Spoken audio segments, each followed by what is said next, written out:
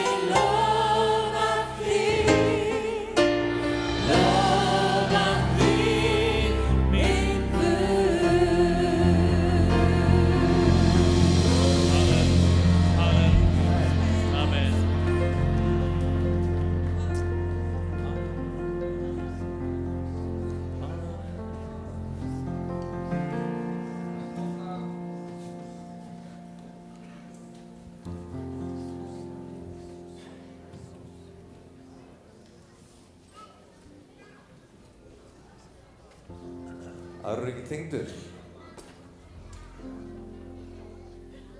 Þetta kemur. Þarna kom það. Það er gott þegar að heyrist í manni eitthvað smá. Gott að lofa Guð saman. Og frábært að vera saman í Guðs húsi. Verið innilega velkomin í Fíladelfíu í dag. Finnið ykkur heima, þið sem eru að koma hérna í fyrsta skipti eða þið sem eru búin að koma hérna í marga áratugi. Finnið ykkur öll heima. Það er gott að vera saman fjölskylda sem kemur saman nafn Jesú Krist. Og mér langar að byrja á því að lesa í Lúkasar guðspjalli, 11. kafla. Í þessu mánuði erum við þema sem heitir Tala við Guð. Að tala við Guð. Og hann Helgi ætlar að tala til okkur eftir og ég er rosalega spenntur fyrir þessari seríu. Fyrir því sem að Guð vill kenna okkur í gegnum þetta. Dýpka bænalífið okkar, tengja okkur betur við hann. Að við lærum að þekkja hann betur og þrá meira samfélagi við hann. Þannig að verið þið spennt fyrir því sem þið munu heyra á eftir og verið þið tilbúin að opna hjörtu okkar að taka á móti því sem að Guð ætlar að tala í dag. En ég er að lesa frá 9. versi og þar segir, og ég segi yður, Jesús að tala, biðjið og yður mun gefast, leitið og þér munu finna, kníið á og fyrir yður munu upploki verða. Því að hver sá öðlast sem biður, sá finnur sem leitar og fyrir þeim sem áknýr mun upploki verða. Talaði Guð. Og það er bara þannig. Að Guð, hann svarar bænum. Hann heyrir og hann mætir þegar við biðjum til hans. Og að því sögðu skulum við biðja saman. Það eru bænarefni sem hafa borist sem við felum í Drottins hendur og skulum leggja þessa samkomu og allt í hans hendur. Faðir, við lofum þig. Við þökkum fyrir að þú ert hér í dag. Þú ert hér þar sem 2 eða 3 eru samankomnir Drottinn og við þráum bara nærveru þína. Við þráum að þekkja þig betur. Við þráum að vera í dýpra samfélagi við þig, Drottinn minn. Og ég bið þess að þessi boðskapur sem við fáum að heyra í dag og næstu sunnudag mætti virkilega festast í hjörtum okkar, Drottinn, og við mættum þrá samfélag við þig, Drottinn, og taka okkur tíma til að biðja til þín, Jesús, og bænalífið og andlega lífið í kirkjunum mætti vaksa mörg stig, Jesús. Í Jesú nafn. Og ég biði fyrir öllum bænaröfnum sem voru lögð hingað inn, Faðir, allir sem eiga við erfiðleika að stríða eða sjúkdóma, við felum þá í þínar hendur, Drottinn, vegna þess að þú ert sá sem að læknar og þú ert sá sem að leysir, Jesús. Við lofum þig og við elskum þig og ég biði sem við mættum öll fá að opna hjört okkar fyrir þér í dag. Í Jesú nafni. Amen. Það er svolítið af tilkynningum sem hafa borist og sem að tekur smá tíma að fara yfir. Við förum bara gegnum það saman. Saman getum við þetta. Fyrsta lagi byrja barnastarfi í dag. Er ekki gleði með það? Og stelpurnar í barnastarfinu og strákarnir hafa verið að undirbúa þetta og þetta verður rosalega gaman, krakkar. Þvílíkt gaman þegar barnastarfi byrjar aftur og börnin fara niður núna eftir. Og nú, tengt þessu, þá er unglingafræðslan líka að fara af stað.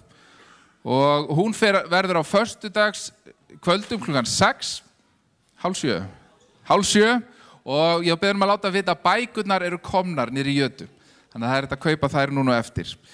Unglinga Alfa byrjar núna á miðvikudaginn. Unglinga Alfa er Alfa námskeiðið sem við þekkjum, nema bara ennþá skemmtilegra. Það passar mjög vel fyrir unglinga og sett í svona mjög skemmtilega búning. Þannig ég hvet alla unglinga til að vera með á því. Og það byrjar klukkan 7 á miðvikudaginn. Við erum ennþá að skrá í samfélagshópa, fullt af fólki búið að skrá sig og það verður hægt að skrá sig bara í gegnum skrifstofuna, í gegnum hana Kollu sem er hérna einhvers staðar og Signíu. Þannig að endilega veru með í samfélagshópum. Það er stórkostlegt að vera í góðum hópi sem að hittist reglulega og tengist hvert öðru. Og þeir sem eru búin að skrá ykkur en það er ekki búið að tengja ykkur, það er verið að vinna í öllum þessum hlutum. Þannig að bíðið þolinmóð. Það eru 2 biblíuskólar að fara af stað. Það er allt eða ekkert. Og annar er hjá Kristniboðssambandinu og það er svona, að mér skilst, svo kvöldskóli sem er það sem að vera kennt biblíuna. Þið farið inn á sik.is til þess að fræðast meira þann biblíuskóla. sik.is. Eftir áramótin byrjar svo annar biblíuskóli austur í Kirkjulækjarkoti sem verður í 3 mánuði, sem er svona uppbyggingar og trúboðskóli, byrjar í janúar. Í febrúar verður síðan farið í ferð til Afríku, til Burkina Faso og komið síðan heim og verið aftur á Íslandi í mars. Endilega kynnið ykkur þetta, það er nánar þetta inn á hvítasunukirkjan.is. Alfa námskeiðið hefst á þriðjudaginn klukkan 7. Það er ennþá hægt að skrá sig, slatta fólki búið að skrá sig og gjafabréfin eru komin. Þeir sem vilja bjóða ykkur með Alfa námskeið, þá er hægt að nálgast gjafabréf á skrifstofunni. Þetta er góð gjöf. Ef þið virkilega viljið fólki eitthvað gott sem þið eru að gefa gjöf, þá skulum við gefa þeim þetta. Vegna þess að þetta er gjöf sem sennilega mun endast lífið. Á miðvikudaginn er síðan safnaðarfundur klukkan 8, þar sem allir söfnuðurinn er velkomin að fara yfir svona framtíðina, skoða framtíðina saman, þá hluti sem við erum að gera og verður gaman að sjá sem flesta úr söfnuðunum þar. Þið ekki bara spennt fyrir framtíðinni? Ég er mjög spenntur fyrir framtíðinu og ég trúi því að Guð ætlar að gera stórkostlega hluti í þessari kirkju og á landinu og í borginni og við gleðjumst yfir því. Kannski gaman að í því samhengi að láta vita að það er að fara af stað nýtt samfélag í dag. CTF er að byrja aftur í nýju húsnæði og bænahúsi verður í sama húsnæði og við náttúrulega bara gleðjumst með öðrum samfélögum og við biðjum fyrir þeim, biðjum þess að Drottinn blessi alla þá sem að starfa fyrir hann á þessu landi. Fyrir 2 vikum síðan kom nýr prestur í Kristkirkjuna, hann Ólafur Knútsson var þá settur inn og við biðjum fyrir honum og við blessum Kristkirkjuna og blessum alla söfnuði. Við blessum þá sem að vilja starfa fyrir Drottinn og vinna hans akri. Við erum ekki öll eins, en við erum eitt í Jesú Kristi. Er það ekki? Eldri samverur, nú heyrir maður gamla fólki fagna, þær byrja í næstu viku líka. Og það verður á 5. í hádeginu klukkan 12. Fyrsta eldri borgarasamveran verður á 5. klukkan 12. Og þeir sem eru komin á ákveðin aldur í næstu viku, eru innilega velkomin. Og stundum þurfum við bara að horfast í augu við það að við erum orðin eldri borgarar og það er bara gaman að því og njóta þess. Og gaman að vera í samfélagi fólk sem er á svipuðum aldri. Við erum með góða vini með okkur, Leif og Susanna frá Danmörku eru búin að starfa í Kenya í 20 ár og þau ætla rétt að fá að koma annað hvort þeirra og rétt að segja okkur frá því sem þau eru að gera og síðan fá að heyra meira eftir. Velkommen danske venner. Aðeins að slá sig. Erum með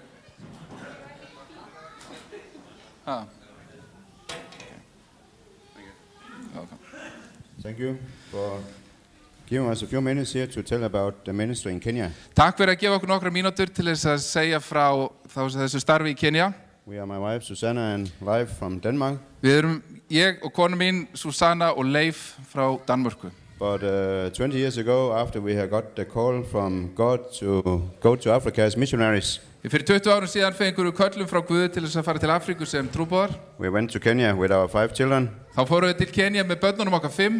And we just want to tell you a bit about what God is doing there. Okkur langar bara að segja ykkur smá frá því sem Guð að gera þar. But before that, I tell something. I want my wife to greet you. En áður ég segja eitthvað langar mig að biðja konuna mín að heilsa ykkur. Praise the Lord. Dísi Guði, God is good, Guð góður and we are praising Him for His faithfulness. og við lofum hann fyrir trúfesti hans. And what you're going to see very shortly about New Life Africa International, Og það sem við fáum að sjá hérna á skjánum eftir smá nýtt líf it's just because of God's grace. bara út af náð Guðs. We have a lot of items for sale, Við erum að selja alls konar hluti niðri and it's from Kenya, and it's homemade from the women and the people that are there. og þetta frá Kenya og þetta heimagert frá konunum og fólkinu sem býr þar. And everything is going back to the ministry and been helping more people to get education. Og allt fer aftur til trúboðsins og hjálpar fólki að fá menntun. Thank you, and may God bless you. Takk og með Guð bless ykkur. Amen.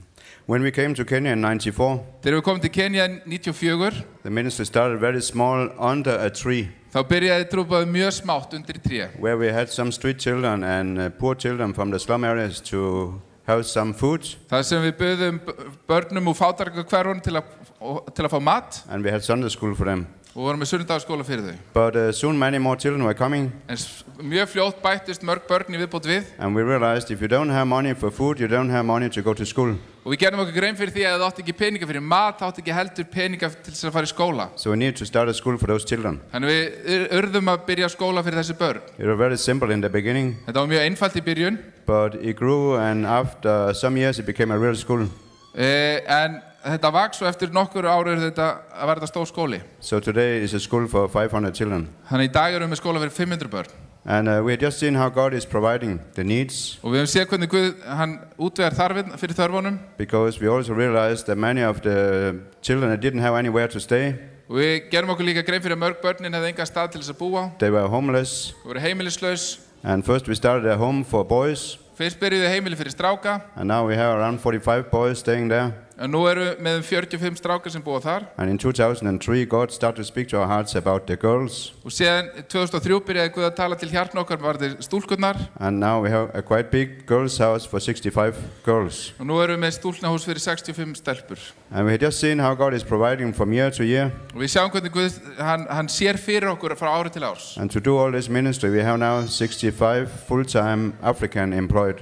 Og nú erum við með, how many? 65. Og nú erum við 65 Afrikumenn í fullu starfi í skólanum. So my wife and me, we're just a small part of the ministry. Þannig ég og konan eru bara lítill hluta þessari þjónustu.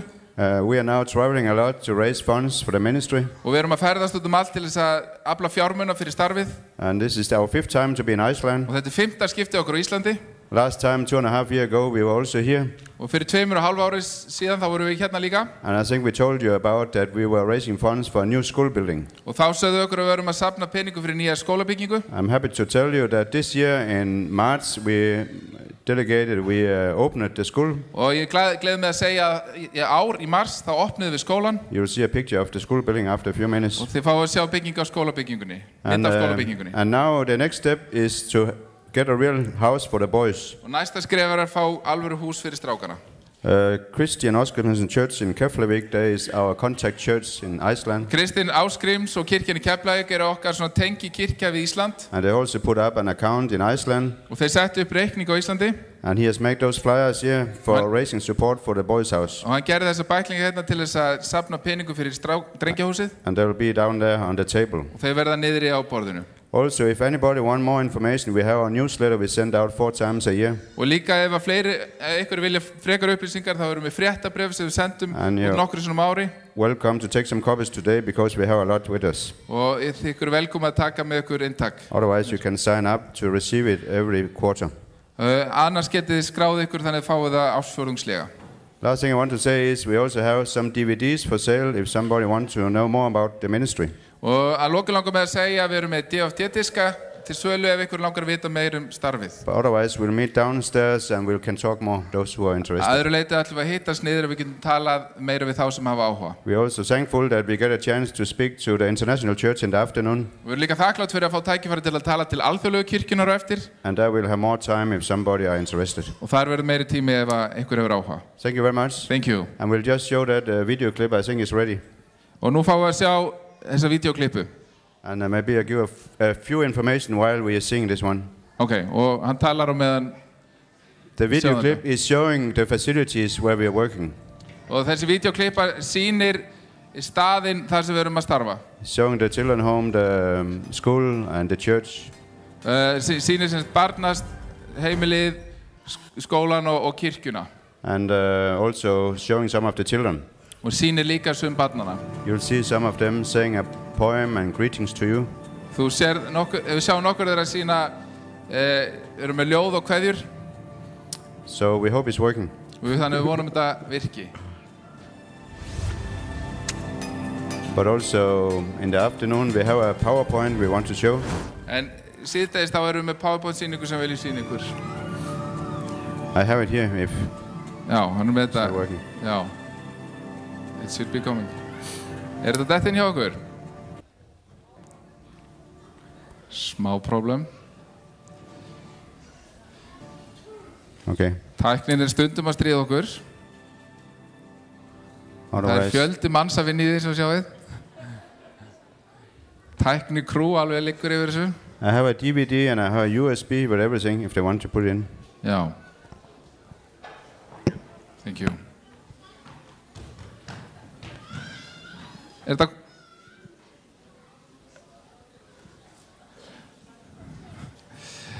ekki að syngja eitthvað á meðan, Óskar? Kannski ég ætla að benda á annan laugardag. Það gleymist að nefna það. Hvað gerist 27. september? Einhver sem mann? Kristdagur. Það verður við 27. september. Við verðum í Hörpunni allan daginn. Algjörlega. Takk í daginn frá 10, 2 og 6. Okay. Það verður þetta komið. So you will see in the beginning, you will see the facilities, the old church, the nursery school, and the children homes.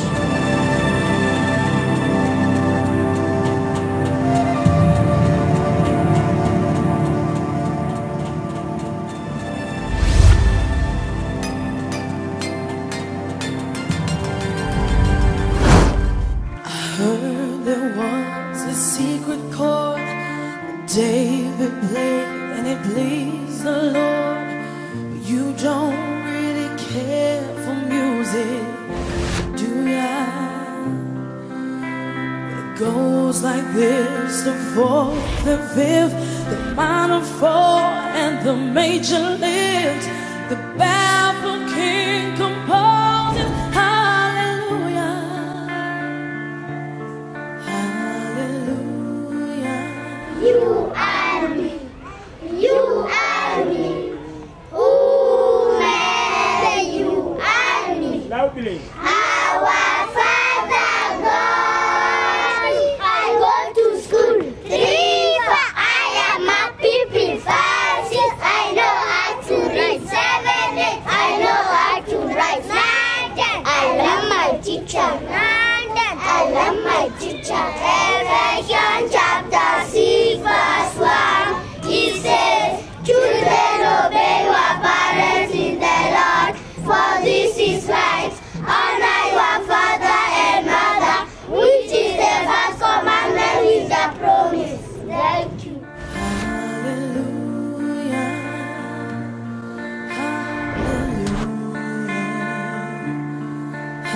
hallelujah, hallelujah,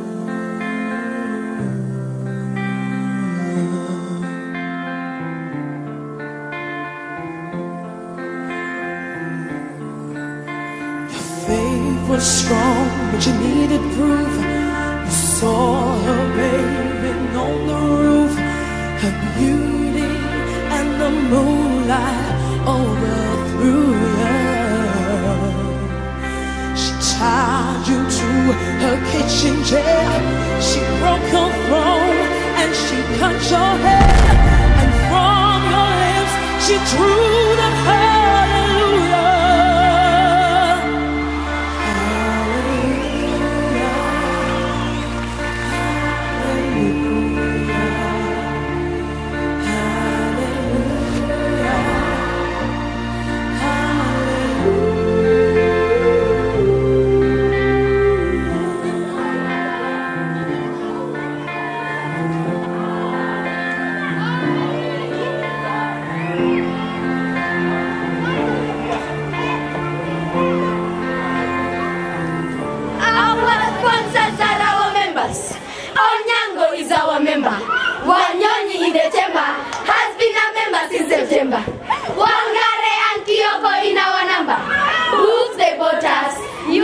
they gave us. Nakarote.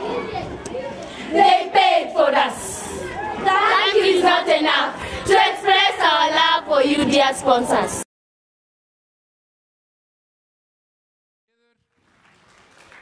Og meðan börn eru alltaf niður þá ætlum við að vera með fórn. Þeir sem að vilja gefa í starf kirkjunar, það mikið framöndan og margt sem kostar. Saman gerum við þetta. Saman stöndum við saman að byggja kirkjuna upp. Þannig ef þú vilt gefa, þá verða baukalátni ganga og það posi aftar sem hægt að gefa í og Drottinn blessi þig fyrir það sem þú gefur. Í Jesú nafni. Á meðan þá syngjum við yndislegan sálm sem passar vel við efni þema vikunar eða mánaðarins að tala við Jesú allt. Gamall góður sálmur og hann Jóhannes Ingimarsson ætlar að syngja fyrsta erindi fyrir okkur og svo syngjum við öll saman.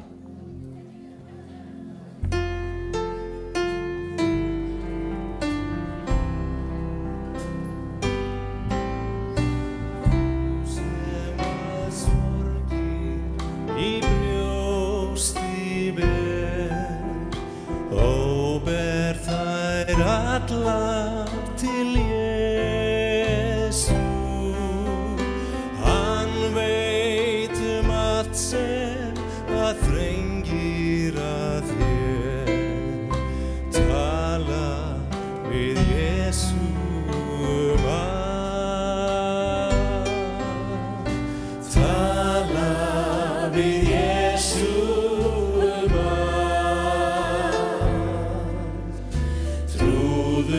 hann græðir þín sál. Opna þitt hjarta sem barn við hans brjóst og burt sér hvert tá. Gangir þú stundum með grátna brá og gleði snöggt angrað hjarta. Hér sá vinur sem hjálpa þér má. Tala við Jesú allt. Tala við Jesú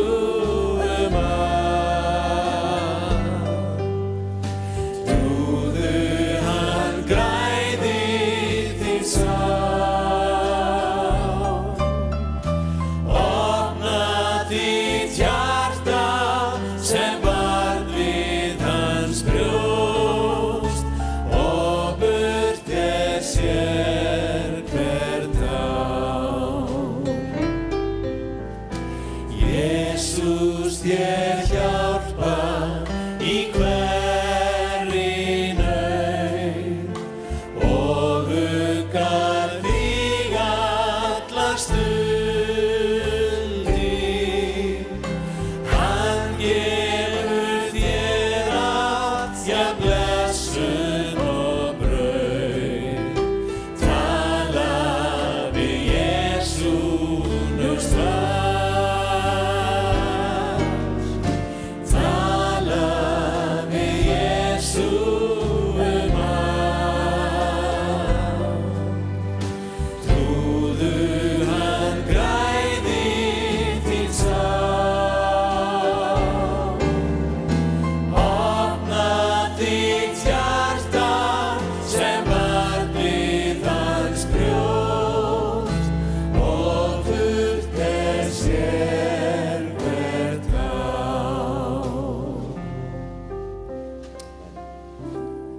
Texti. Allir svo rólegir eitthvað núna og afslappaðir. Við ætlum að fá brauðspurningu hérna rétt á eftir og meðan þau undirbúa sig þá ætlum við að syngja saman 2 lög sem að fjalla það að líta Drottinn og lofa hans nafn. Leyf mér að líta því Drottinn.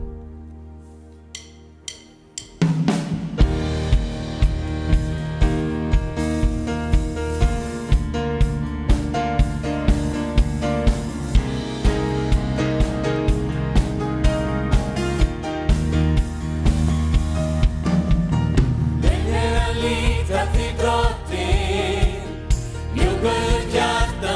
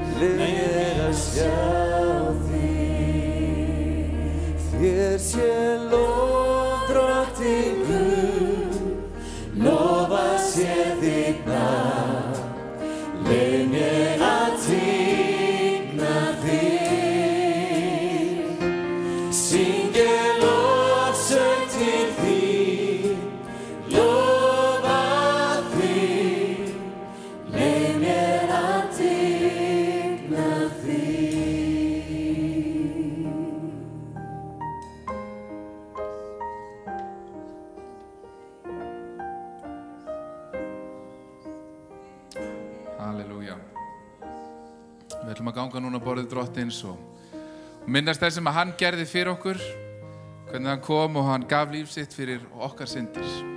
Og þetta yndislega og þetta heilug stund. Og mér langar að lesa í 1. Korintubréfi 11. kafla, frá versi 23. Og þar stendur: því ég hef meðtekið frá Drottni, það sem ég hef kennt yður. Nóttina sem Drottinn Jesús var svikinn, tók hann brauð, gjörði þakkir, braut það og sagði: þetta minn líkami sem fyrir yður. Gjörið þetta í mína minningu. Sömuleiðis tók hann og bikarinn eftir kvöldmáltíðin og sagði: þessi bikar í nýji sáttmáli í mínu blóði. Gjörið þetta svo oft sem þér drekkið í mína minningu. Svo oft sem þér etið þetta brauð og drekkið af bikarnum, boðið þér dauða Drottins þangað til hann kemur. Hver sem etur brauðið eða drekkur bikar Drottins óverðulega, verður þess vegna sekur við líkama og blóð Drottins. Hver maður prófi sjálfan sig og eti síðan á brauðinu og drekkja bikarnum. Og við ætlum að stoppa þarna. Og mér langar núna að við tökum okkur smá stund. Þetta góðu tími til þess að skoða sjálfan sig. Að leyfa Drottni að rannsaka hjörtun okkar.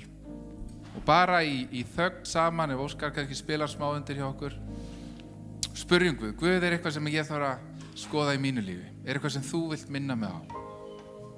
Eitthvað sem þú vilt að ég geri? Hlustum á Drottni núna.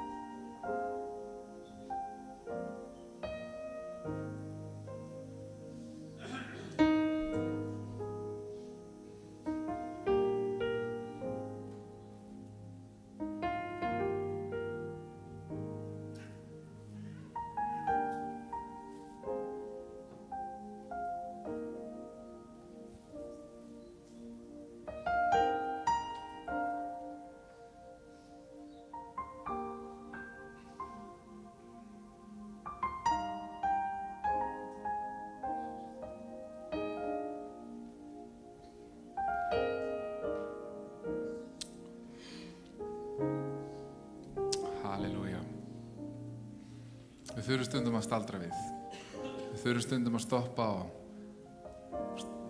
gefa Guði rými til að tala inn í líf okkar. Drottinn, ég þakka þér fyrir að þú ert hér. Þakka fyrir að þú elskar okkur. Og þakka fyrir að þú þráir að fá að leiðbeina okkur, Drottinn minn. Að taka okkur í dýpra samfélag við þig. Og hjálpa okkur að losa okkur við hluti sem við hefum ekki burðast með okkur, Drottinn. Og bara lofa þig og við þökkum þig fyrir náð þína, Jesús. Í Jesú nafni. Amen. Og Sveinbjörn, þú myndir blessa fyrir okkur brauðið.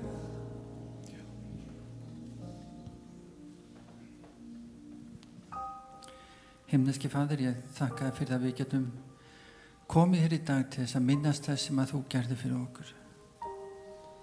Þegar við tökum brauðið þá getum við minnst þess að þú tókst á þig allar okkar syndir. Alla okkar veikleika, alla okkar sjúkdóma, allt það sem við hefum klúðrað, Drottinn. Við getum komið lagt það fram fyrir þig, Drottinn. Og ég þakka þér fyrir að við getum sameinast hérna saman í dag, Drottinn, og minnst þess og verið þakklátt í Jesú nafni. Amen.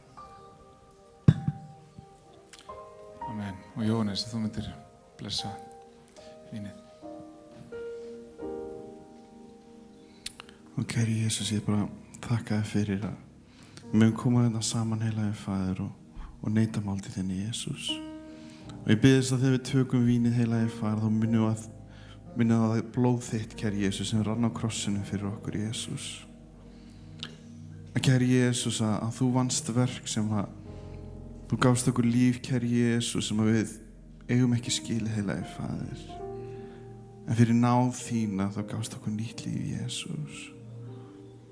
Og ég biðst, kæri Jesú, mættu minnast þess, heilagi Faðir, og þú mættir fylla okkur á elsku þinni, kæri Jesús, og mættir umvefja okkur, heilagi Faðir, og lækna, kæri Jesús.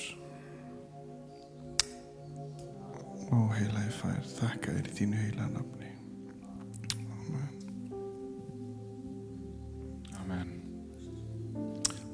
að bjóða ykkur að ganga hérna fram. Við förum hérna út frá ykkur séð, hægra megin og göngum hérna á borðinu og síðan aftur inn hinum megin. Ef einhver að velta því fyrir sér þá þetta ekki áfengur drykkur.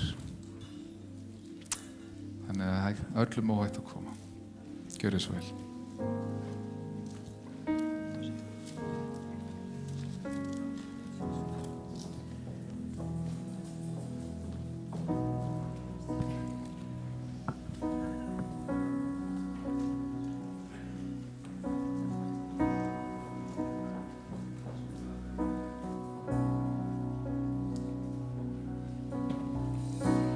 Jesus, þig ég þrái, þú Guðs lamb sem lausn mín Krossi á, þú kvalinn varst, keypti blóð þitt, frelsi mér.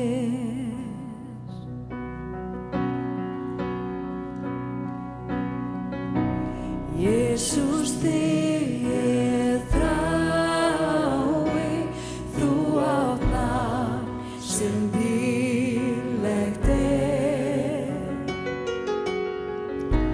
höfuð þitt friðnum prýnt, þéttum sigur sleginn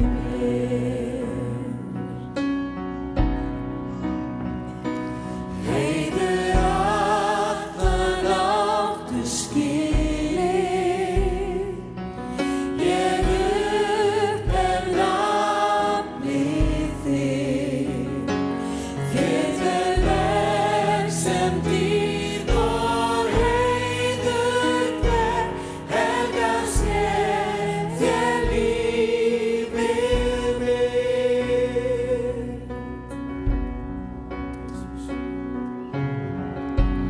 Jesus, þig ég þrái, þín blíð sigrar að. Daginn ljómar dýr þína, drottning leið þú ríkja skal. Heiður allan áttu skilið, ég upphef nafnið þitt, þér ber verk sem dýrð og heiður hver, helgast ég þér lífið mitt.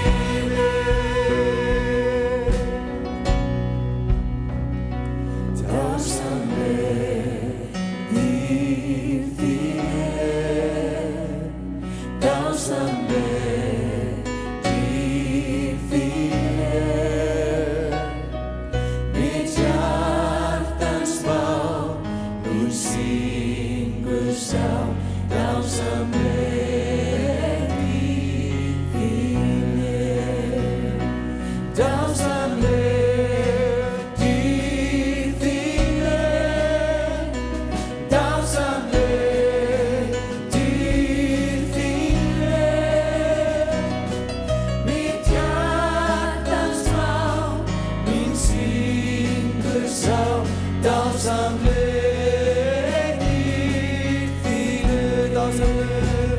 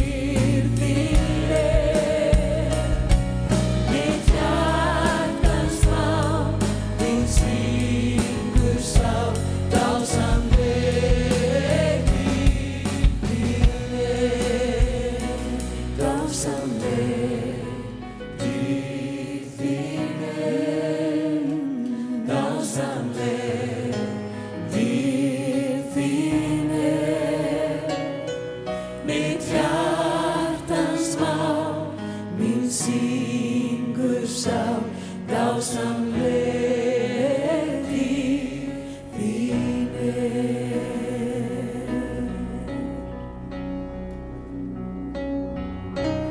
Jesús, þig ég þrái, þú Guðs lamb sem lausn mín líf mitt færi þér að fórn, fús mig sjálfa gef ég þér.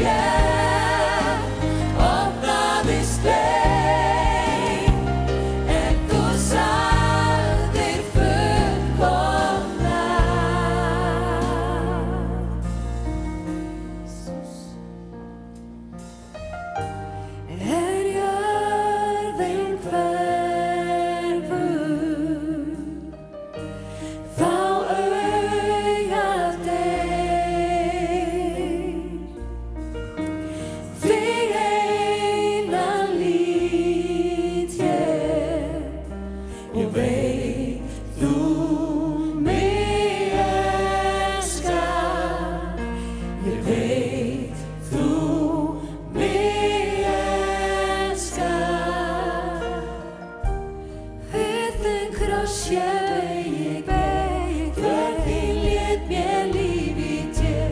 Hvar meiri ást að fá? Sigra hefur dauðans dag, líf þín fyllir heiminn sal. Hvað var skilið við þér frá? Við þín kross ég beygi mér, för þín lét mér lífi til. Hvar meiri ást að fá?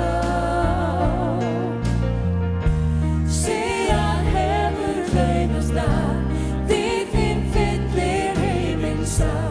Hvað var skilið við þér frá?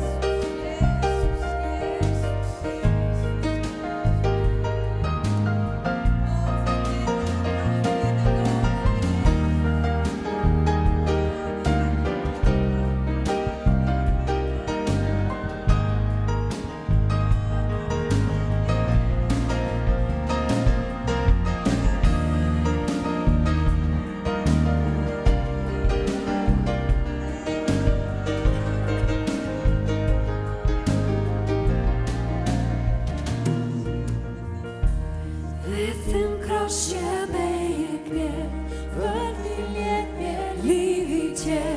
Hvar meiri ást að fá?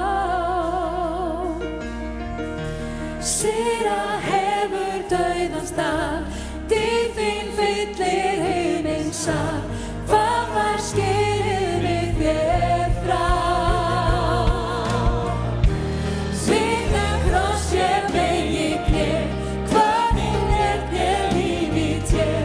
Hvar meiri ást að fá? Sigra hefur dauðans dag, líf þín fyllir heiminn sal. Hvað var skilið við þér frá? Og jafnvel þér opnaðist leið, en þú sagðir fullkomna. Og jafnvel þér opnaðist leið, en þú sagðir fullkomna.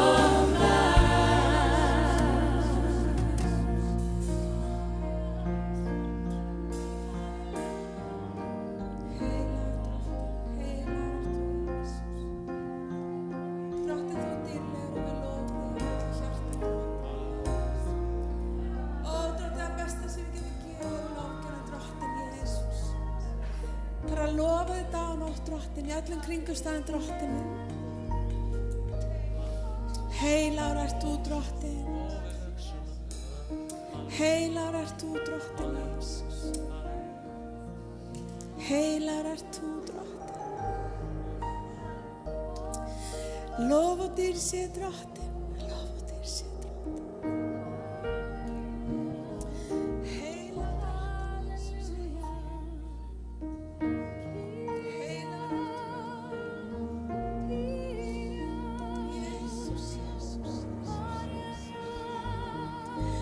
Heilagur Drottinn, heilagur, heilagur Drottinn. Orim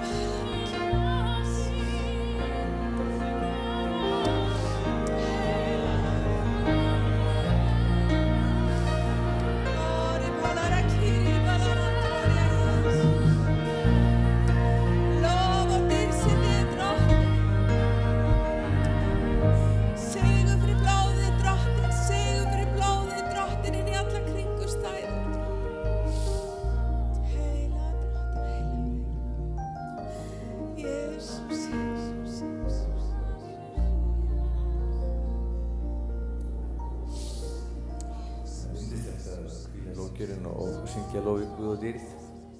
Við gerum meira því hér eftir en Helgi, þú tilbúinn. Fáum að heyra hvað hann hefur til okkar að segja hér í dag.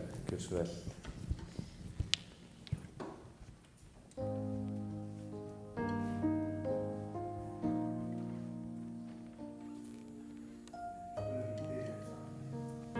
Drottinn minn, ég þakka þér fyrir yndislega nærveru þína hér í dag. Þakka þér heilagur andi fyrir að þú ert hér. Þakka þér bara fyrir fegurðina í því, Drottinn. Þegar við fáum að koma saman að borði þínu, þegar við fáum að játa öll okkar afbrot frammi fyrir þér, Drottinn, og meðtaka náð þína. Vera mynd á lífi sem þú hefur gefið okkur.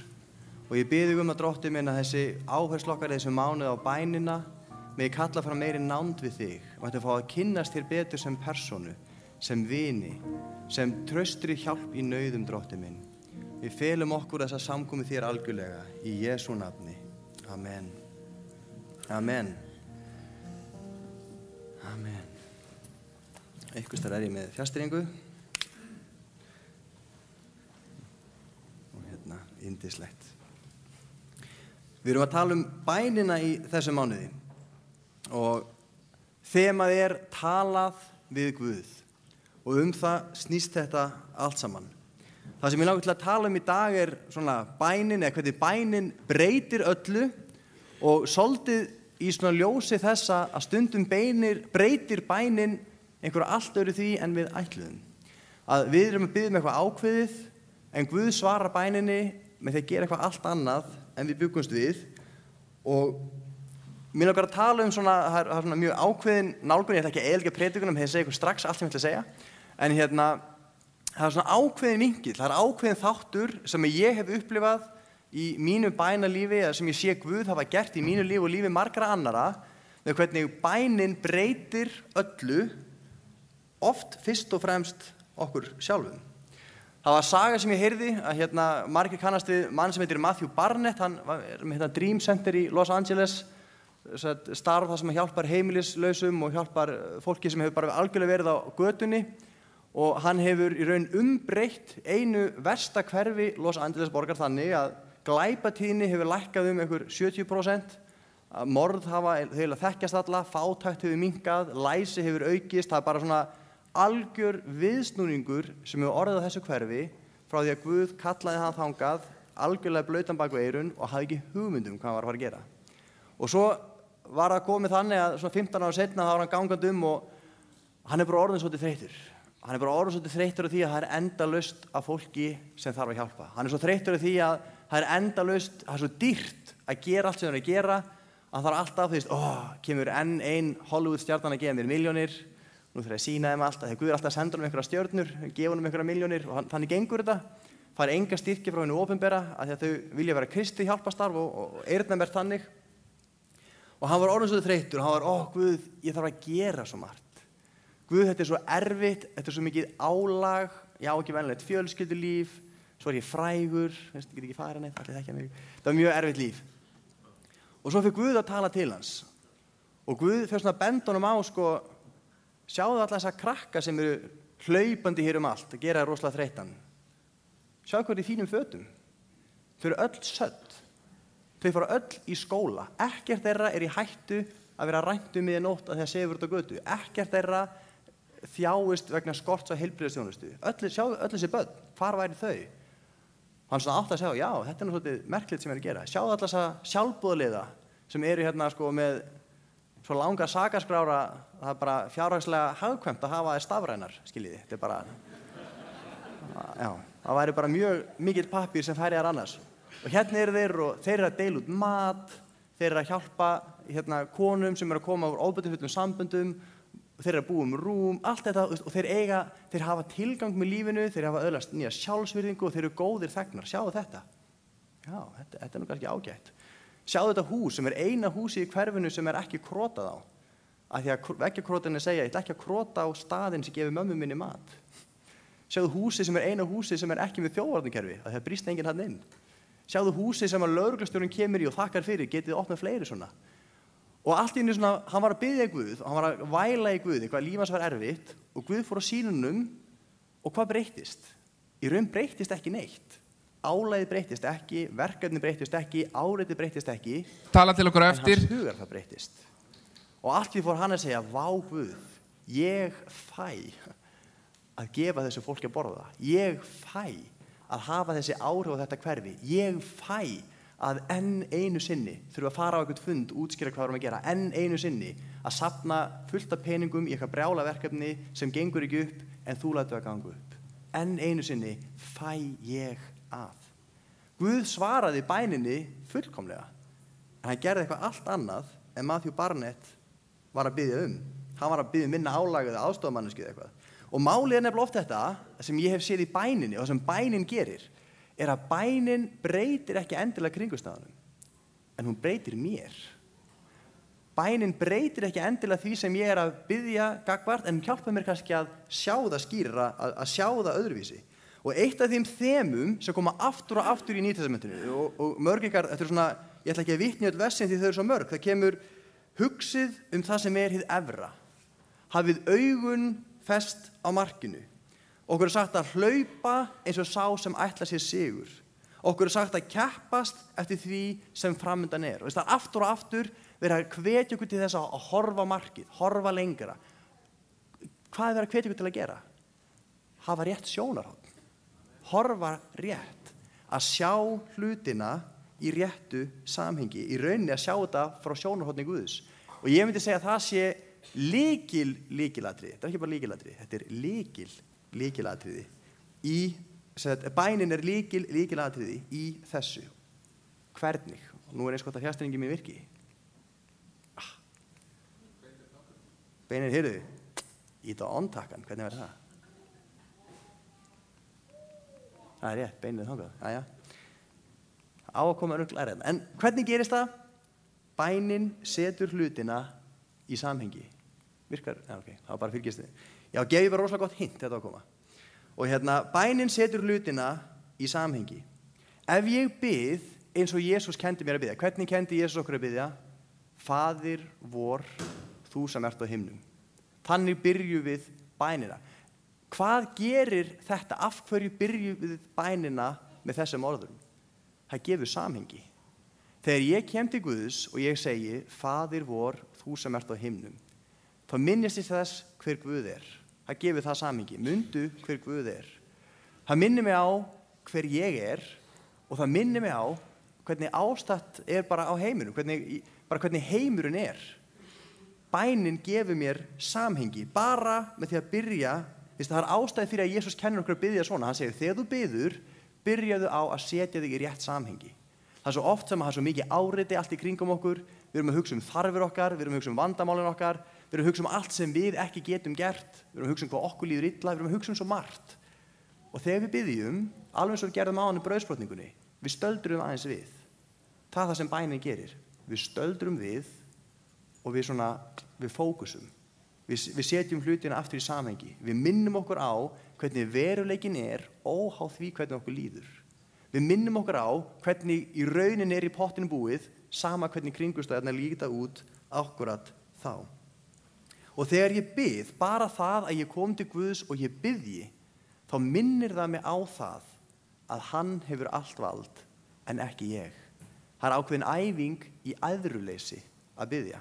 Þess vegna bænin svo áhrifaríkt tæki og þess vegna bænin svo kröftug að þetta ákveðin æfing sem við gerum og þetta mótar okkur.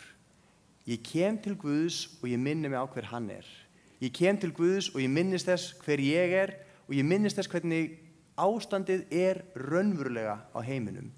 Og ég minnist þess að ég hef ekki vald til að breyta öllu. Ég minnist þess að þegar allt kemur til alls, að þá mitt vald takmarkað en ég get treyst honum. Bænin æfing í auðmýkt og æðruleysi. Og svo kemur frasi sem öll heyrt, hvað gerir æfingin? Æfingin skapa meistarann. Og við erum ekki að fara að virka, ég meistari í auðmýkt og æðruleysi. Það svona pínu, maður segir það kannski ekki alveg, en ef maður æfi sig mjög mikið, þá mótast maður af æfingunni. Hversu margir hafa ekki heyrt svona lögregluþjónn í hættulegum kringumstæðum og það gerist eitthvað rosalegt og hann gerir bara það sem fullkomlega rétt og fólk bara eitthvað, vá, hvernig fórstu að þessu? Yfirleitt heyrir maður eitthvað á þá leið, já, þegar að lætin byrjuðu, þá tók þjálfunin við. Hafa ekki heyrt þetta? Ég hætti bara að hugsa og þjálfunin tók við.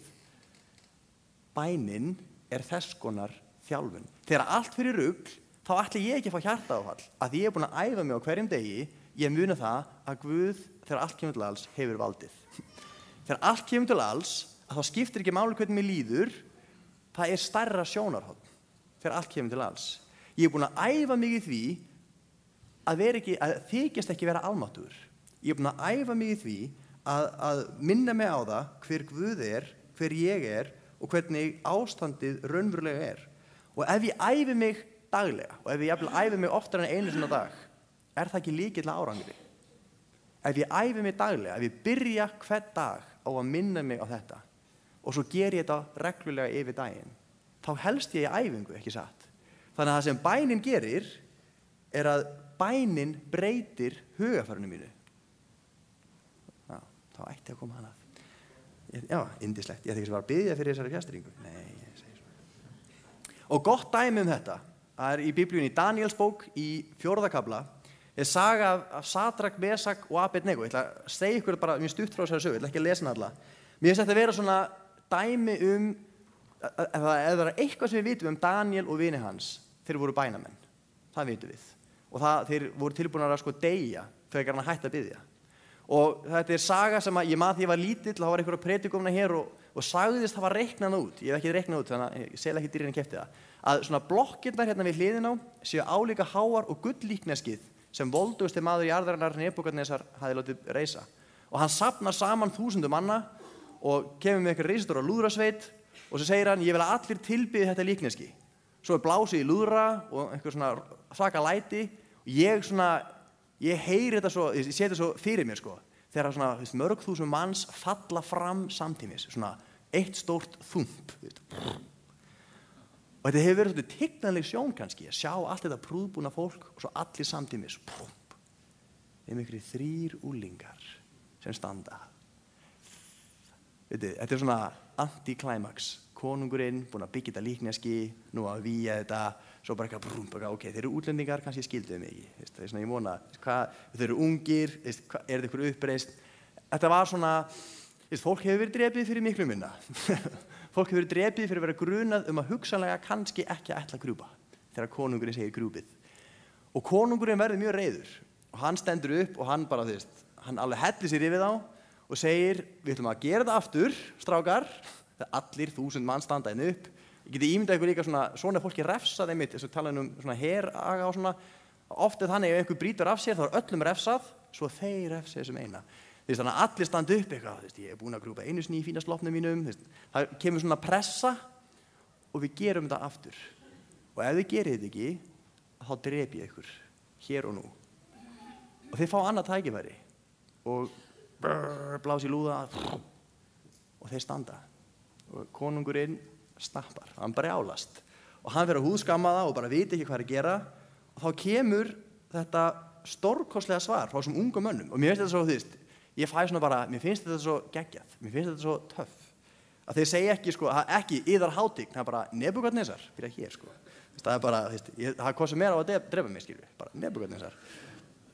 Þetta þurfum við þér engu að svara. Vilji Guð okkar, því hann segir, ég ætla að drepa ykkur og hvaða Guð bjargar ykkur þá? Kemur svona ögrun. Hvaða Guð bjargar ykkur þá? Þetta þurfum við þér engu að svara.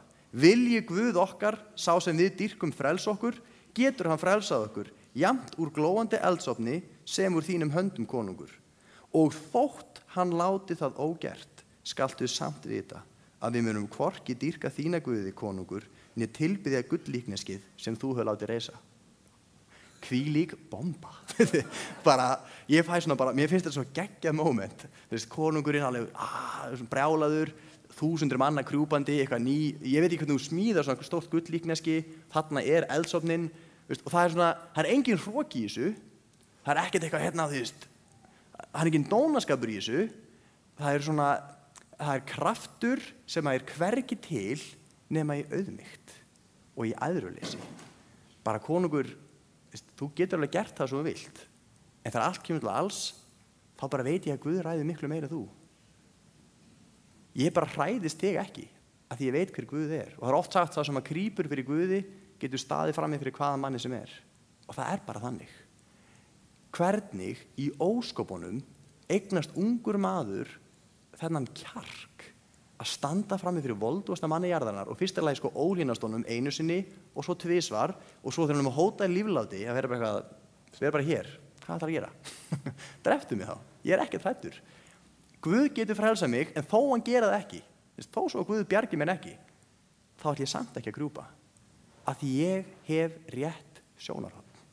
Af því ég veit þegar allt kemur til alls hver það sem hefur völdin. Þú, konungur, hann segir svona, hann hefur þetta himneska sjónarhorn.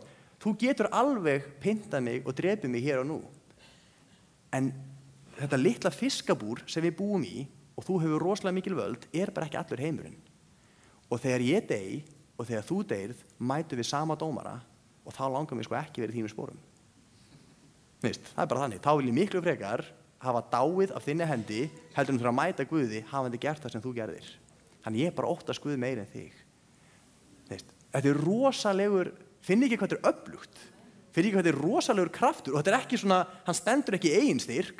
Það einmitt það að því hann hefur gefist upp. Þá stendur hann í styrk einhvers annars. Einmitt að því að hann hefur sleppt tökunum, bara þetta ekkert í mínum höndum. Hvað ætlað þú að gera? Þetta ekki þínum höndum heldur. Þetta svo kröftugt og svona kraftur, svona æðruleysi, veist, þú vinnur það ekki með því að keyra hringinn í kringum landið og fá stimpla á bensinstöðum. Þetta ekki eitthvað sem kemur í kornflakspakka. Svona æðruleysi mótast með daglegum tíma með Guði. Æfing, æfing, æfing í auðmýkt og æðruleysi, í bæn, með því að tala við Guð. Og staðreyndin þessi, og þetta er kannski rosalega bomba, en þetta bara sannleikur, það engin kirkja, ekkert safnaðarstarf sem kemur á þennan stað. Það ekkert kirkjuprógram, það sama hvað Alfa frábært námskeið, sama hvað Celebrated Recovery frábært, það ekkert prógram sem kemur þér þangað. Það engin checklisti. Og meira segir það þannig að það engin kirkja. Sama, þessi kirkja gæti verið með bestu fræðslu í heimi. Við getum verið með útpælt system, bara þú kemur ekki einn sem nýr einstaklingur, vilt bara vita hver Guð og það bara 20 ára kennsluskrá. Svo bara massíft prógram. Það ekkert sem kemur í staðinn fyrir persónulegt samband við Guð. Og það bara þannig. Það engin fullorðinn einstaklingur, sérstaklega ekki einstaklingur í vexti, sem lifir á 1 til 2 máltíðum á viku. Kirkjan mun aldrei geta satt þig andlega. Það engin predikari sem getur fóðrað þig þannig að þú bara andlega uppfylltur. Ég heyra stundum þegar fólk segir þessi kirkja, ég fæ ekki fæðu þarna lengur. Hafið heyrt þetta, hafið kannski sagt þetta. Þessi kirkja, ég fæ bara ekki þessa andlegu næringu lengur. Bara mamma þín ennþá að mata þig. Það svolítið hérna, þetta óslega dónalegt, en bara sem í alvörunni, heilbrigðir einstaklingar, þeir læra að elda sjálfir og þeir skera matinn sinn sjálfir og við þurfum að komast á þann stað að við kunnum að sækja okkur næringu sjálf. Kirkjan ekki til þess að þjóna mér. Kirkjan ekki hér til að hafa ofana fyrir mér og mæta mínum þörfum. Ég kirkjan. Þú kirkjan og við erum hér til að þjóna hvert öðru. Markmið kirkjunar að við öll séum bara úti allan daginn að mæta fólki, að þjóna fólki og svo hittust við til að uppbera hvert annað, þjóna hvert annað og fá svona pepp frá Guði og svo höldum við áfram að næra okkur á hverjum degi. Og það svona, og þetta bara staðreynd sem við sem kristni, við þurfum bara, við meðum ekki skapa þá fölsku væntingu að kirkjan mun alltaf metta mig og kirkjan mun alltaf seðja mig. Það kemur svo tími að ég þarf að læra að borða sjálfur. Og mitt persónulega samband við Guð það eina sem svalar mínum andlega þorsta. Það enginn sem gerir það fyrir mig. Og þessi góðu prógram sem ég nefndi, þau hjálpa okkur kannski að komast á þann stað. Þau kannski kenna okkur að gera þetta. En það kemur ekkert í staði fyrir að gera þetta, að vinna vinnuna. Bænin byrjar á því að breyta mér og þá breytist allt hitt. Sönn bæn, og þetta næsti punktur, ekki skylduverk, það ekki verk, það ekki eitthvað sem ég geri. Ef ég kem fram fyrir Guð í einlægni, þá auðmýki ég mig. Að koma fram fyrir Guð, ef Guð í alvöru persóna, það oft svona, Guð oft meira hugmynd heldur en persóna, ef Guð persóna, og Guð almáttugur, og Guð alvitur, það rosalega erfitt að koma fram fyrir hann í hroka, með ekki. Það ekki mjög skynsamlegt. Það mikil sjálfsblekking í því fólki. Að koma fram fyrir Guð og ætlast þykjast vera eitthvað, hann veit sannleikann hvað sem Hann sér í gegnum grímuna.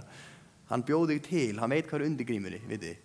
Að koma fram fyrir Guð auðmýkt.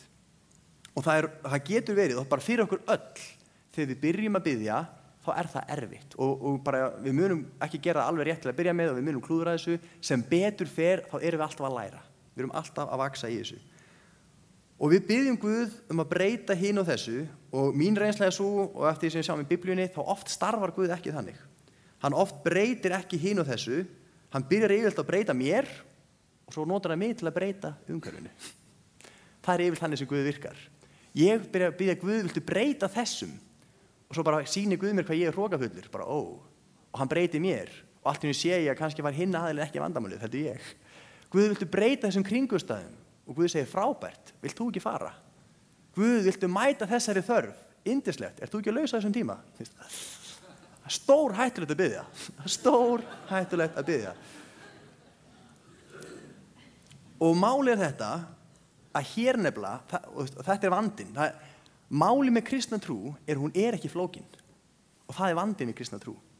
Þetta of auðvelt til þess að við getum búið til eitthvað flókið í þessu, en þetta svo flókið að þetta einfalt.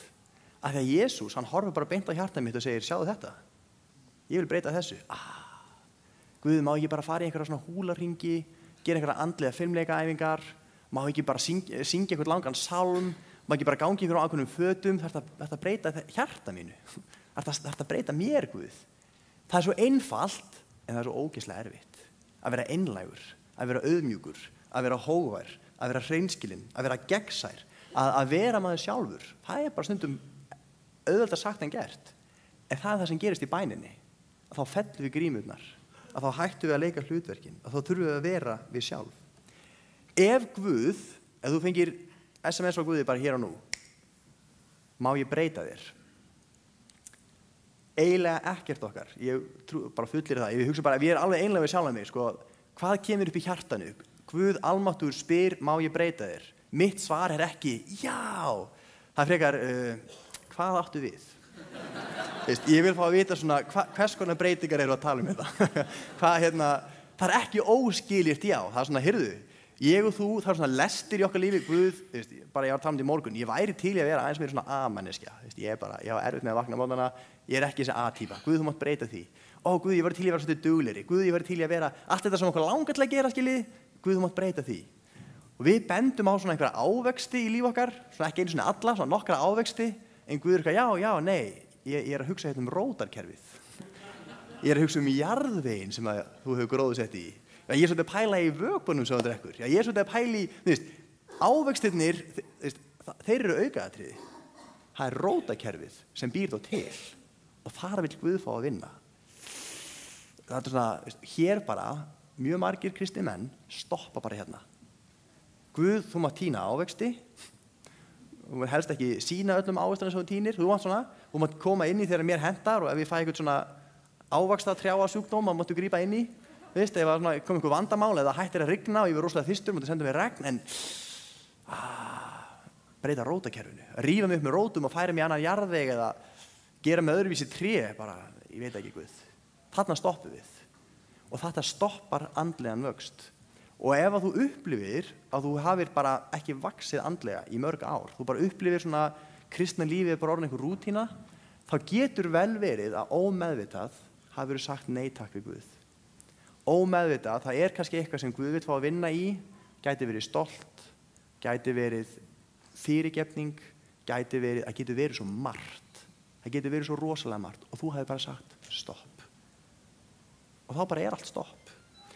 Og með því að, ef við erum að æfa okkur í því að koma fram fyrir Guð og við erum að vinna í þessu og við erum að hleypa honum nær okkur, að þá komumst við á þann stað. Og það enginn sem við getum sagt í byrjun óskiljart já við Guð, enginn. Og þegar að Guð hefur fengið að vinna, þá kemur okkur flestum á óvart, þá sér maður svo miklu meira, það við lent í því. Maður vill ekki byrja að taka til, því þá sér maður allt rastið sem er á bakvið rastið. Það maður bara, tína ruslum á gólfinu ok, svo þarf maður að fara að þurrka af hillum og skúra undir rúmi, svona leiðilegri hlutir. þegar Guð fer að vinna í okkur, þá yfirleitt sjáum við bara miklu meira dót. En máli að dóti var hana allan tíman, nú Guð bara búin að gefa okkur gleraugu. Núna bara sjáum við dótið. Að með því að leyfa Guði, hleypa honum nær okkur, með því að vera að eiga þetta samband við Guð, og það næsti punktur. Bænin samband. Þetta eru samskipti við persónu. Og þetta samband gengur nefnilega út á þetta að afbjaga mig, að afrugla mig og mín viðhorf. Að hjálpa mér að sjá hlutina eins og þeir raunverulega eru. Ég get alveg sagt ykkur, ég hef lent í því, bara gott dæmi. Ég upplifði það tíma að það var fólk sem upplifði að hefði verið brotið á mér og mér fannst það hafa verið mjög rangt og ég var rosalega reiður yfir því og ég var þjóna í kirkjunni og svona. Og ég fann það blossaði upp reglulega, rosalega svona reiði gagnvart þessum einstaklingum. Og ég var svona, ok, Guð, bara ég veit, ég þarf að fyrirgefa og ég veit að þetta eitur að vera að burðast með eitthvað svona beiskju, þannig ég vel að fyrirgefa þessu fólki. Og ég veit að ef ég hef verið þeirra kringumstæðum, þá hefði ég getað gert það sama. Ég veit þið örugglega gerist ekki grein fyrir þessu, allt þetta. Svo bara líða 3 mánuðir og það kannski sé ég eina svona mannesku eða ég sé eitthvað sem minnir mig á þessa mannesku eða eitthvað svona og það bara blossar upp. Ég hef bara aldrei upplifað svona reiði, bara rosaleg reiði. Og svo eftir bara svona rúmlega hálft árið eitthvað, jafnvel meira, þar sem ég bara glíma við þetta og ég skil ekki Guð, akkur það fer ekki. Ég er búin að ákveða fyrirgefa henni, ég er búin að gera alls konar svona æfingar í huganum að sjá, já, ég hef örugglega gert þetta gagnvart einhverjum öðrum, allt þetta. Svo var ég að biðja yfir þessu, ég bara, Guð, ég skil þetta ekki. Guð, ég er búin að velja fyrirgefa, Guð, allt þetta. Og þá bara heyri ég svona í hjarta mínu, en hefurðu fyrirgefið sjálfum þér? Og ég var eitthvað svona, mér fannst þetta svona aðeins svo sjálfshjálparlegt bara, hvað var þetta Guð, eitthvað hérna. Og ég var eitthvað svona, hef ég fyrirgefið sjálfum mér? Ég gerði ekki neitt.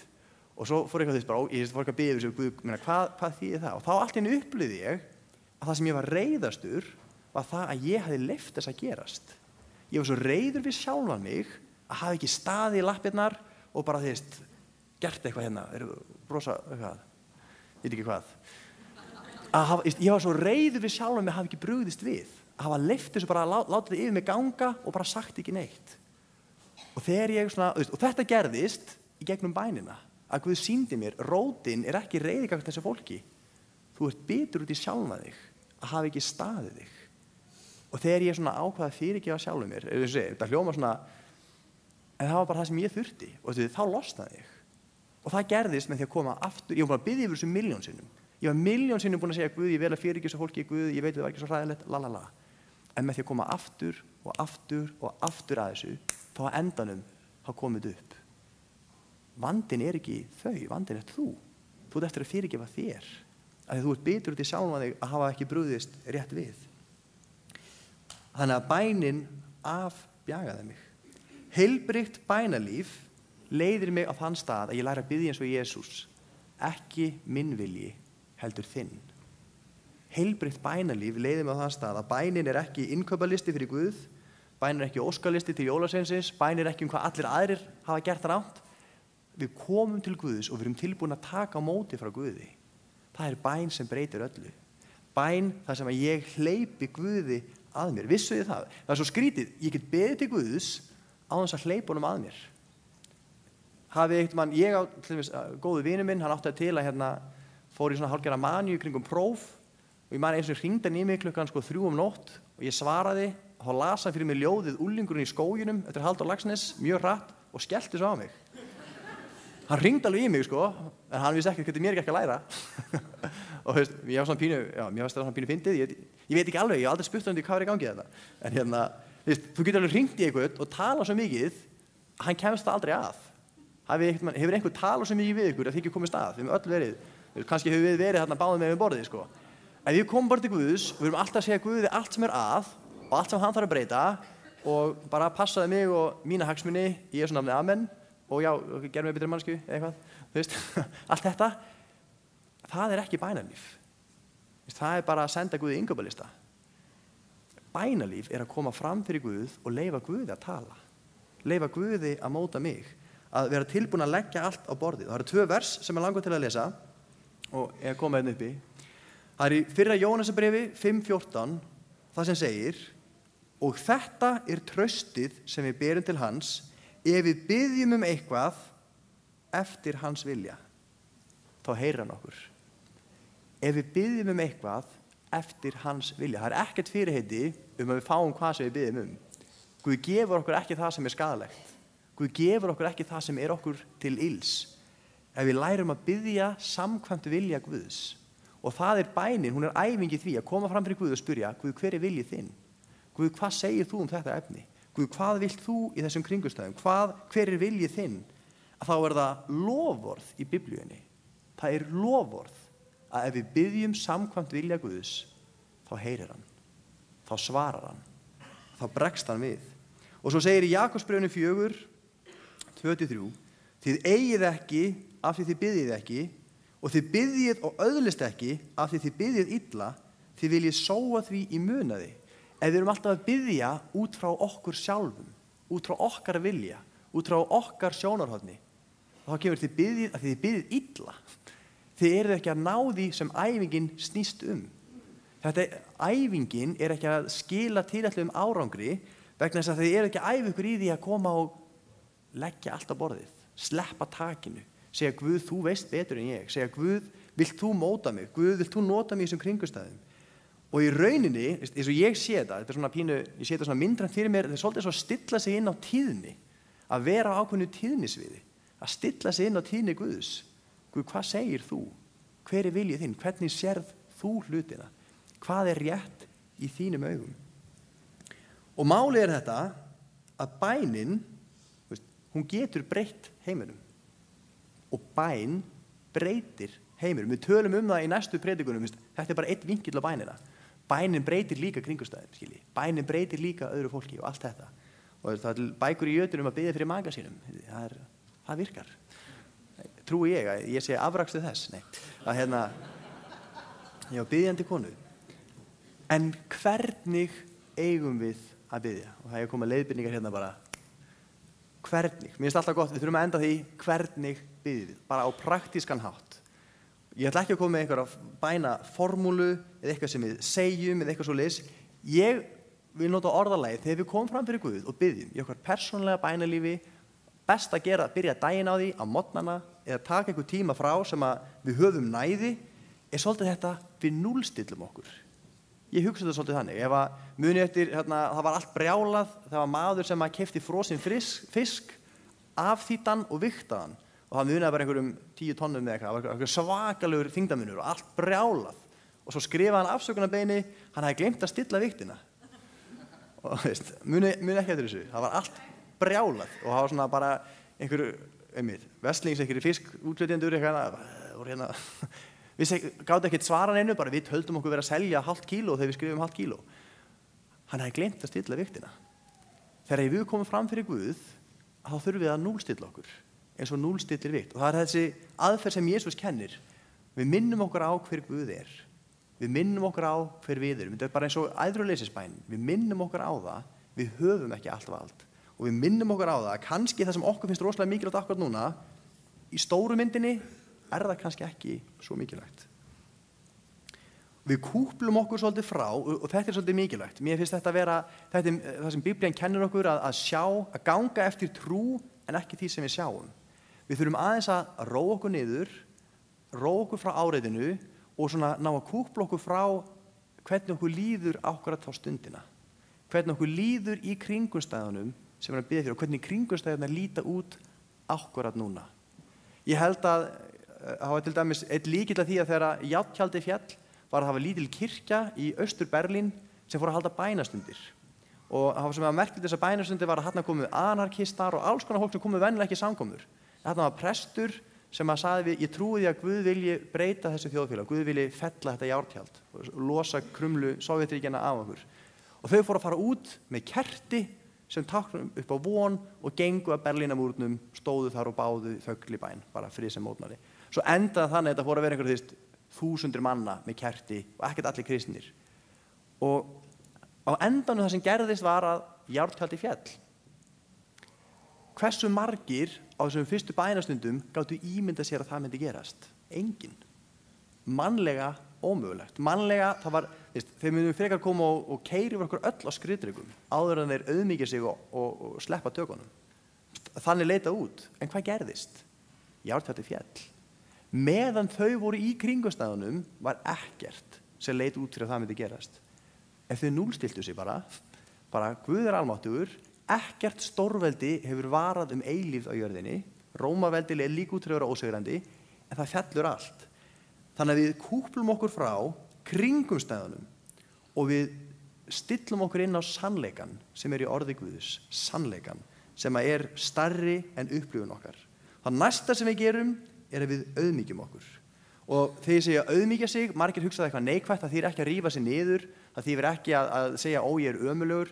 Að auðmýkja sig einfaldlega þetta, að sleppa takinu, ég veit ekki endilega allt, ég tilbúin að heyra frá þér Guð.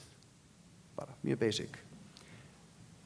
Og það þriðja, næst síðasta, við biðjum án afláts. Við hættum ekki að biðja. Þegar Jesús segir biðjið og yður mun gefast, þá það sem sagt orðalagið þannig að það verið biðjandi. Alveg eins og knýið á, þá við upplugi verða, það ekki bara eitthvað hérna. Það bara opnast. Það meira bara þanga til að hurðin opnast. Það ekki einhvern veginn að vera á klósitinu og yngra systkini vildi komast inn. Það bara það sama hvað þú ert að gera. Þú bara, þú opnar hurðina. Þetta alveg bara, ég að vera brjálaður hérna. Bara, byttu þanga til að eitthvað gerist. Kannski breytast ekki kringumstæðurnar, en þá allan breytist þú. Kannski breytast ekki kringumstæðurnar, en þá kannski breytist þitt hugafar. Að biðja eitthvað sem við erum alltaf að gera. Það þetta bank sem ég ætla ekki að gera því að bara börn var að gráta þegar ég geri þetta. Og auðvitað eigum við að biðja markviss líka. Við eigum að biðja fyrir kirkjun okkar. Við eigum að biðja fyrir fjölskyldun okkar. Biðja fyrir þjóðinni. Biðja fyrir Biblían kennir okkur. Við eigum að biðja fyrir öllu sem skiptir okkur máli. En við eigum að vera opin fyrir því að bænasvarið kannski við. Bænasvarið kannski það sem Guð gerir í okkar lífi. Seinna í þessari serju tölum við staðfestu í bæn og við tölum fleiri vinkla á bæninni, en það síðasta sem við gerum, hvernig byrjum við? Hvernig biðjum við? Við byrjum í dag. Heyri amen. Við byrjum án afláts og við byrjum núna. Við byrjum bara í dag að temja okkur það að vera biðjandi fólk. Að temja okkur það að koma fram fyrir Guð og það það sem er róttækt við kristna trú. Milliliðalaust sambandi Guð. Milliliðalaust. Ég og þú, við erum svolítið eins og Ísraelsmenn. Þegar Guð var að kalla upp á fjallið, svo sáðu bara einhvern eld og heyrðu einhverjum drunur og voru bara, Móse, vilt þú ekki bara sjá hann Guð? Þau voru bara hrædd við Guð. Við viljum hafa einhvern milligöngumann. Við oft viljum svona, outsourca þessu, hafa einhvern undirverktaka í að sjá Guð. Heyrðu, bara, ég kem bara einu sinni í viku og læta einhvern biðja fyrir mér og þá rettast þetta. Stundum gerir Guð kraftaverk, en það kemur ekkert í staðinn fyrir milliliðalaust sambandi Guð. Og það það sem Jesús kennir og það það sem Jesús boðar. Þannig að áskorun dagsins finndu tíma í dag, þarf ekki að vera klukkutími, þar sem þú tekur tíma og biður og tala við Guð og auðmýkið fram fyrir Guði. Bara Guð, hvað vilt þú? Guð, ég vil heyra frá þér. Skulum enda á því að biðja saman. Amen. Drottinn minn, ég þakka þér fyrir nærveru þína hér í dag. Og Drottinn, ég þakka þér fyrir það að þú býður okkur að ganga inn í nærveru þína. Og ég bið þig það, heilagur andi Guðs, að þú komir hér og nú. Heilagur andi, að þú komir yfir okkur, Drottinn minn, og þú gefur okkur þessa fullvissu og þessa trú fyrir því að þú ferð ekki manngreinar álit, að þegar við komum til þín, þá ertu til staðar. Eins og orðið segir að nálægið ykkur Guði og það mun hann nálgast ykkur. Og ég bið þig það, Drottinn, að þú gefur okkur hungur og þorsta eftir þínu réttlæti, gefur okkur hungur og þorsta eftir þinni nærveru, gefur okkur hungur og þorsta eftir nánara sambandi með þér. Og þitt orð segir að sælir eru þeir sem hungrar og þyrstir eftir réttlætinu, því þeir munu mettir verða.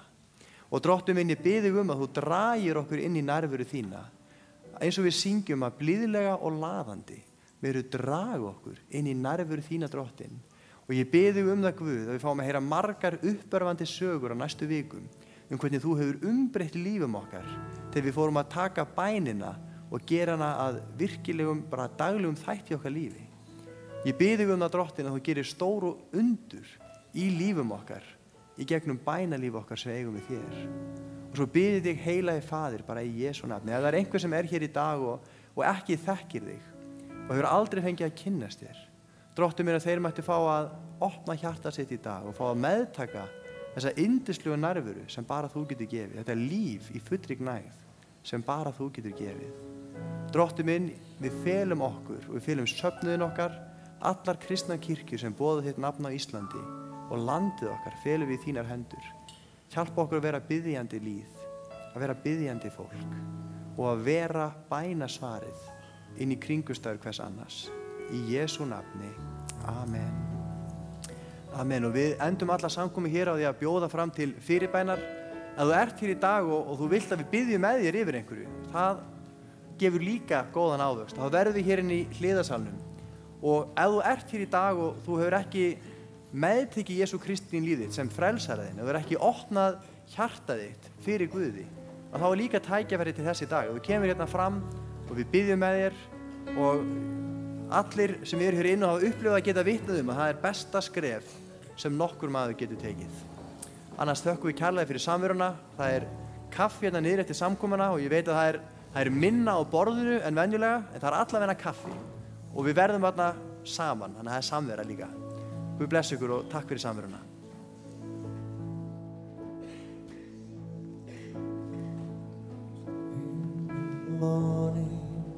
When I rise in the morning, when I rise in the morning, when I rise, give me Jesus,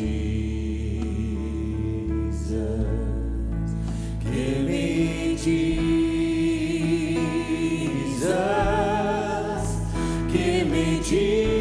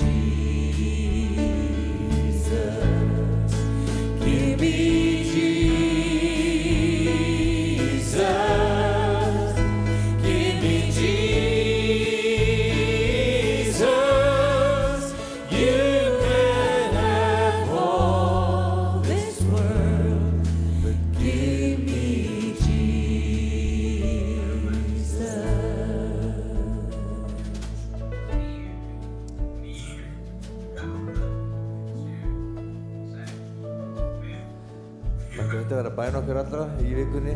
Give me Jesus. Alla daga. Það er komið að lokum samkomunar hérna frá Fíladelfíu í dag. Við fengum að njóta nærveru Guðs á þessari stundu og heyrðum frábæran boðskap frá honum Helga Guðnasyni, áskorun að biðja meira. Það segir í orðstöðunum að allt erfiði færir okkur ágóða og það gildir svo sannarlega bænina líka. Nú skulum við taka þessari áskorun sem gekk hérna út í dag, biðja ekki eingöngu fyrir þörfum okkar, heldur biðja fyrir því að sú áætlun sem Guð hefur með líf okkar eins og sérhvers, sú áætlun sem Guð hefur með kirkju sína á landinu og sú áætlun sem Guð hefur með Ísland, hún nái framgangi.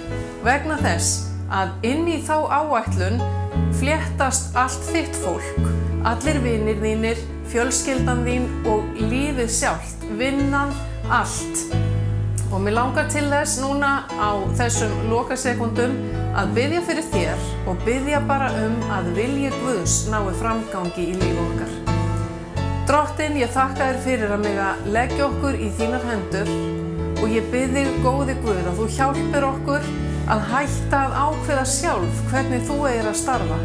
Við biðjum þig, góði Guð, að viljinn þinn nái framgangi í líf okkar, að sú áætlun sem þú hefur okkur til heilla, að hún nái framgangi.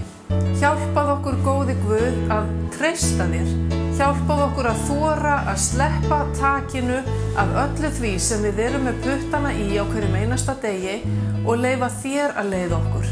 Leyfa þér að stýra ferðinni. Hjálpað okkur að leggja fjölskyldun okkar í þínar hendur og við biðjum þess að þín áætlun nái framgangi í lífi allra sem okkur eru kærir. Við biðjum, góði Guð, að ríkið þitt megi koma á landinu okkar, að ríkið þitt megi koma í öllum kirkjum landsins og þinn vilji verða. Í Jesú nafni. Amen. Á þriðjudaginn, næsta þriðjudag, hefst alfanámskeið í Fíladelfíu klukkan 7.